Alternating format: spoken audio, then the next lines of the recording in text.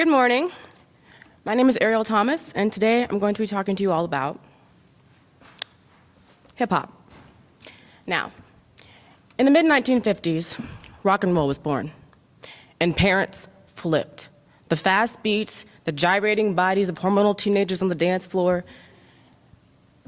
and young studs like Elvis Presley thrusting their pelvises on national television were all signs of a decaying moral conscience in America's youth.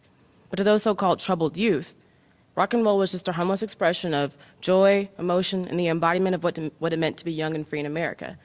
It was the identification for a generation. Fast forward 30 years. Hip-hop is born. And yet again, parents flipped. The baggy clothes, flashy jewelry, fast words and beats that no one can understand, once again a sign of the decaying moral conscience in America's youth. But ironically, some of the same parents and adults who claimed that hip-hop was a taboo form of art were also from the rock and roll generation that was also reluctantly accepted.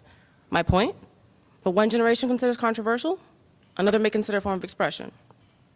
Now, the point of this speech is not to convince you all that rock and roll or hip-hop or any cultural movement is the complete identification for our generation, but merely is to dispel the negative connotations that are associated with hip-hop by explaining what it should be, poetry and music.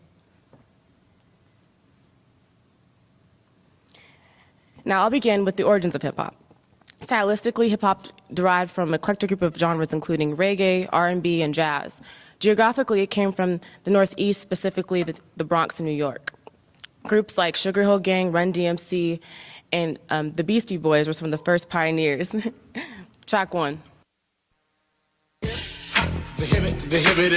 hip hop, you don't stop. Rock it out, baby, rubber to the boogity bang bang, the boogie to the boogity beat. Now what you hear is not a test. I'm rapping to the beat, and me, the groove, and my friends are gonna try to move your feet. In today's rap music, but I can assure you of one thing: that is not hip hop. That is trash. And unfortunately, sometimes in our society, trash sells. But thankfully, within the past 2 months, my favorite artist, who if you know me at all, you know is J. Cole, has saved mainstream hip hop. I will delve into his greatness later. Now, in her song you just heard, the lyrics weren't that complex. But keep in mind, that's from 1979, and that was one of the first rap songs to go mainstream in America. And as the hip-hop movement evolved, so did the techniques and styles, such as beatboxing. Now, beatboxing in its components is not that complex. It's just a couple of guys and a microphone, no manufactured beats. Artists like Slick Rick and Dougie Fresh were famous for doing this. Track two. You know what? Lottie-dottie. Lottie-dottie. Lottie. Lottie. You know what? Yo, peep this. Lottie-dottie. We like to party. We don't cause trouble. We don't bother nobody. We're just some men that's on the mic. And when we rock up on the mic, we rock the mic right for all. Now again, in that song, lyrics not that complex. But keep in mind, that song helped to popularize the beatboxing movement. And what I think is really important about hip-hop or any music is the storytelling ability. The ability to send positive messages and tell emotions and stories is what makes music great. And one artist that did that you wouldn't suspect was Tupac. Now, despite the negative publicity that surrounded him, he also had a softer side of emotions and was able to send positive messages in his songs as well. Track three.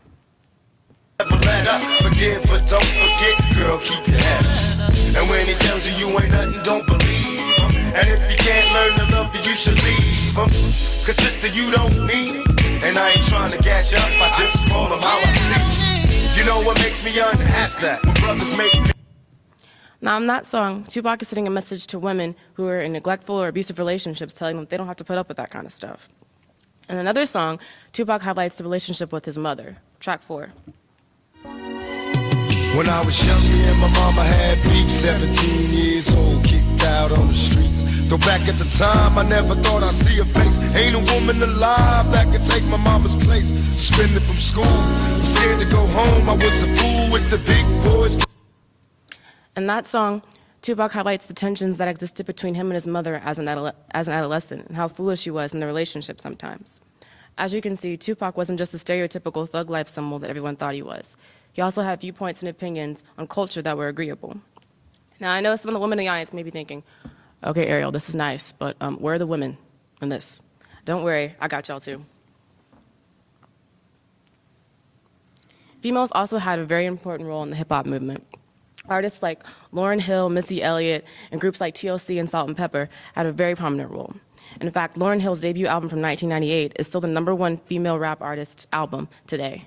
Track 5. But you might win some, but you really lost one. You just lost one. It's so silly. How come when it's all done, did you really gain from what you done?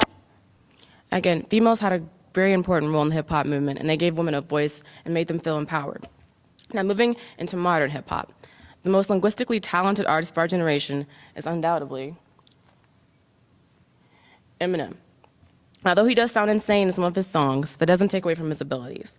His linguistic ability is far better than any of his peers, as you can see in track 6. His palms are sweaty, knees weak, arms are heavy. There's vomit on his sweater already. Mom's spaghetti, he's nervous, but on the surface he looks calm and ready to drop bombs. But he keeps on forgetting what he wrote down. The whole crowd goes so loud, he opens his mouth, but the words won't come out. Although he's not the most embraced artist of our generation, it doesn't take away from his abilities. And the one thing I want to point out in that song is that rapping is not easy. It actually takes talent. You can't just get up there and make hat and cat rhyme and think you're going to get a Grammy. You actually have to have some ability and talent, and Eminem has that. Now, for the moment that I've been waiting for to talk about J. Cole. Now, he's not my favorite artist because he looks good in a suit, although you can see he really does. I love J. Cole because his music isn't shallow. What I mean by that is his music actually expresses emotions and tells stories. Now, I group music into 3 groups. There's surface music, which is most of the things that are out today, which don't really tell a story or have any emotion. They're just something you can listen to, and that's it. Then there's middle range stuff, which maybe has a purpose in a story, but you can't really tell. And then there's substance music, which is what J. Cole makes, which has a story and a message and tries to tell you or inform you about something and make you think. And that's what I think music should be. It should make you think differently about something that you haven't thought about before. Track 7. Crooked smile with your style on them. Crooked smile with your style on them. You were the one that was trying to keep me way down. But like the sun, no, you know I'm from my way We don't look back. nothing like the people on the screen. You know the movie stars, picture perfect beauty queens. But we got dreams and we got the right to chase them. Look at the nation, that's a crooked smile, braces. On that song, J. Cole discusses the vanity and superficiality that pervade our culture sometimes, and especially affect women. In this next song, J. Cole tackles a different issue. Track 8. Yours, no such thing as a life that's better than yours. Think being broke was better. Life that's better than yours. No being such broke was thing, better. no such thing. For what's money without happiness? Or hard times without the people you love? Though I'm not sure what's about to happen next. I ask for strength from the Lord up above, cause I've been strong so far, but I can feel. Now, I don't know if you heard any of the words in that song. One line that speaks out to me is when he says, "For what's money without happiness, or hard times without the people you love?" And to me, that's substance music. Now, there are several artists who have also contributed to hip-hop I did not have time to mention, because I'd be up for 2 hours. But regardless if I mention them or not, they still had an impact, and I hope that my speech gave you all a different perspective of hip-hop and what it means. Thank you.